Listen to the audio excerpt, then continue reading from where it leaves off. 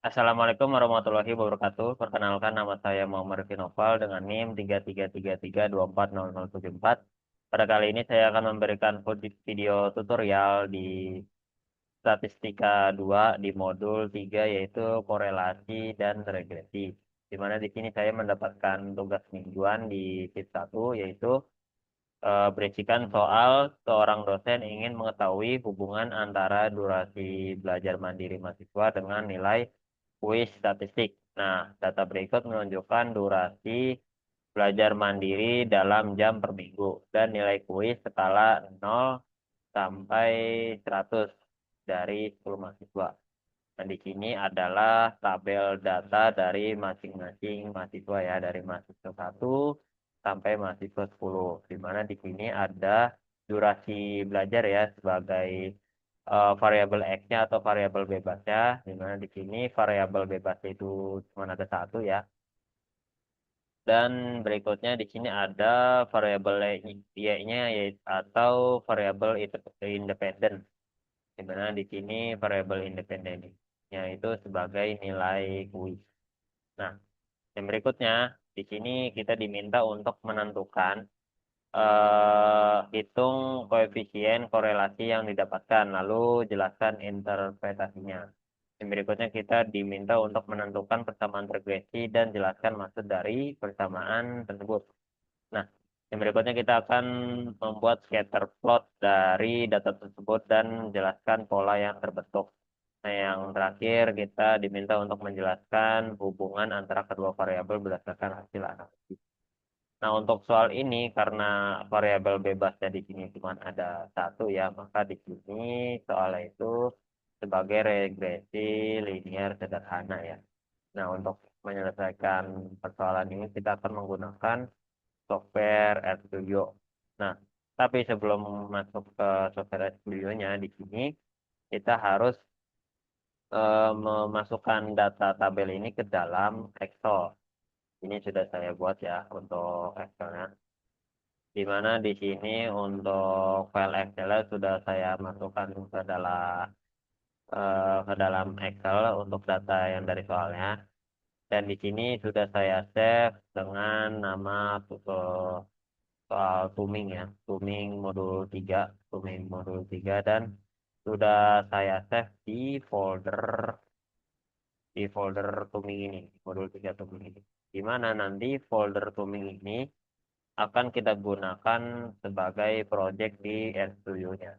Nah, di sini kita langsung masuk saja ke RStudio. Nah, di sini untuk tampilan awal dari RStudio-nya, pertama-tama di sini kita ke file, lalu kita ke new project. Nah, di new project, nah, ke new project, dan kita ke existing directory. Nah, di sini kita akan mencari folder yang berisikan file Excel tadi. Di mana di sini saya simpan di statistik statistika modul 3 di Zooming. Nah, di sini ya di file apa di folder Zooming ini lalu kita klik open. Nah, lalu kita create project. Kita tunggu. Nah, ketika di file ini sudah ada tulisan Zooming modul 3 XLSX berarti filenya sudah terbaca oleh RStudio-nya ya. Nah, yang berikutnya kita akan memasukkan sintaksnya. Di sini kita langsung Ctrl Shift N aja. Nah, di sini untuk codingannya sudah saya ketik ya, dan di sini kita langsung salin saja. Kita salin dan kita tempel di. Nah, yang pertama-tama di sini kita akan menginstal package dan mengaktifkan package-nya. Di mana di sini kita akan install package read XL. Nah, di sini untuk membaca dari file Excel yang sudah kita buat ini. Yang berikutnya kita akan mengaktifkan package-nya ini dengan library read XL. Nah, kita langsung running saja untuk menginstal package-nya. Nah, setelah kita running package ya, yang berikutnya kita akan menginput data dari Excel-nya tadi yang sudah kita buat. Di mana di sini kita akan masukkan ke variabel soal satu ya. Di sini kita akan read XLSX-nya, di mana di sini nama filenya harus sama seperti yang sudah kita buat tadi ya di file ini. Dan di sini untuk sheet-nya tadi kan file apa datanya ada di sheet satu ya. Maka ini kita akan masukkan ke sheet satu. Jadi kita langsung running saja untuk masukkan datanya. Nah, di sini kalau sudah ada di sini berarti datanya sudah berhasil masuk ya. Nah, yang berikutnya di sini kita akan menghitung koefisien korelasi. Di mana di sini ada variabel modul 3.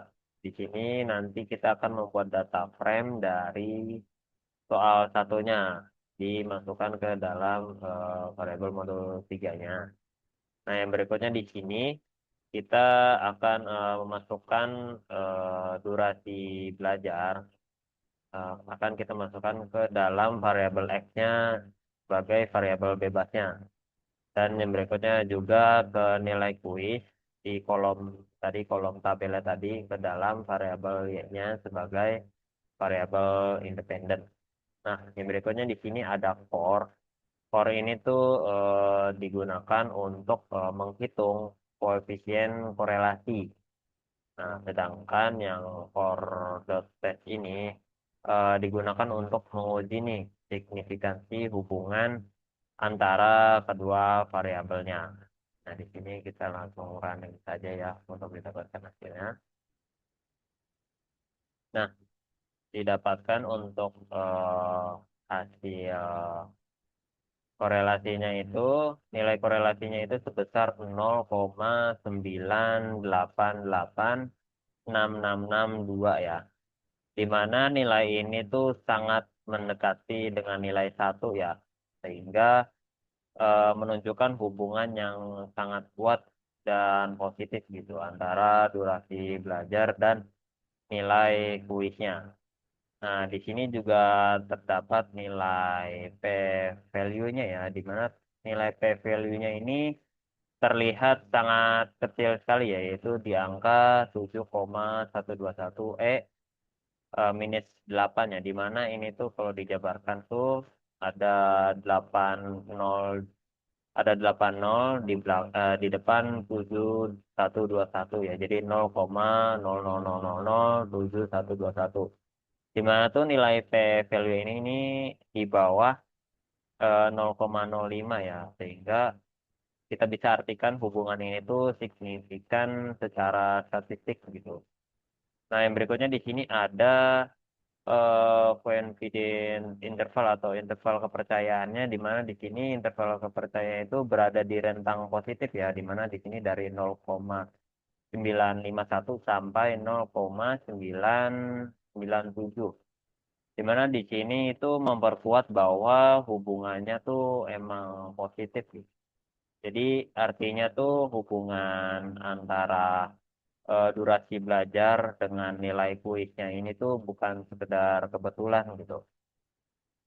Nah, setelah itu kita akan membuat scatter plot ya, di mana di sini eh, dari plot ini kita akan membuat grafik ya, grafik scatter plot antara durasi belajar dan nilai kuisnya. Di mana di sini ada main itu sebagai judulnya dari grafik yang akan kita buat yaitu durasi belajar versus nilai kuis. Dan X-lab-nya ini atau sumbu X-nya ini sebagai durasi belajar dan sumbu Y-nya ini sebagai tuh nilai kuis. Ini kita langsung buat saja untuk scatter plotnya. Nah, yang berikutnya kita akan membuat garis regresinya nih, di mana di sini kita akan menggunakan upline untuk menambahkan garis di grafiknya ini. Kita langsung running saja. Nah, garisnya sudah terlihat ya, di mana di sini berdasarkan grafik itu terlihat bahwa titik-titiknya ini tuh membentuk pola naik ke atas ya, naik ke atas gini. Polanya tuh naik ke atas berarti dia tuh membentuk linear gitu loh. Jadi hal ini itu menunjukkan bahwa semakin tinggi durasi belajar, maka semakin tinggi juga nilai kuis yang didapatkan gitu. Jadi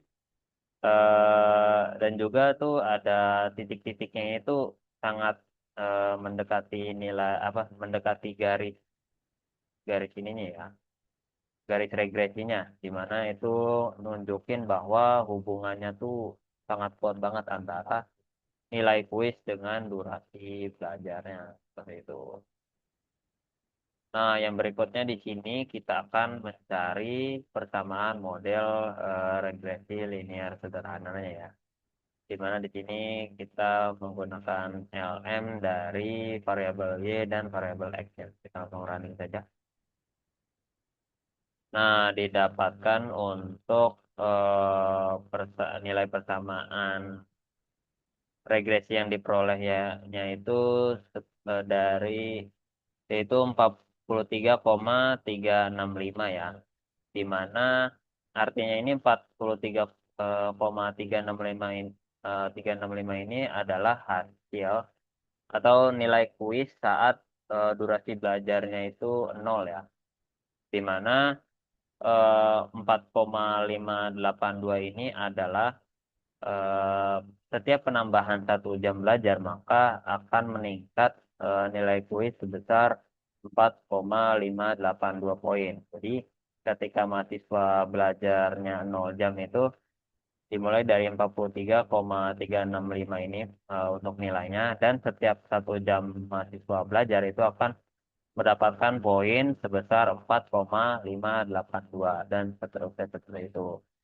Nah, jadi kesimpulan yang bisa kita dapatkan itu di mana di sini terdapat hubungannya sangat kuat ya dan konsumtif antara durasi belajar mandiri mahasiswa dengan nilai kuis statistikanya. Hal ini tuh dibuktikan dengan nilai korelasinya tadi ya, di mana nilai korelasinya itu sebesar 0,9886662 itu tuh sangat mendekati dengan nilai 1 ya, serta nilai P value-nya itu yang lebih kecil daripada 0,05. Nah, jadi model regresi yang diperoleh itu menunjukkan bahwa durasi belajar itu dapat digunakan buat memprediksi nilai kuis, di mana setiap peningkatan durasi belajar itu bisa meningkatkan nilai kuis mahasiswanya seperti itu. Jadi itu saja yang bisa saya sampaikan, lebih kurangnya mohon maaf. Wassalamualaikum warahmatullahi wabarakatuh.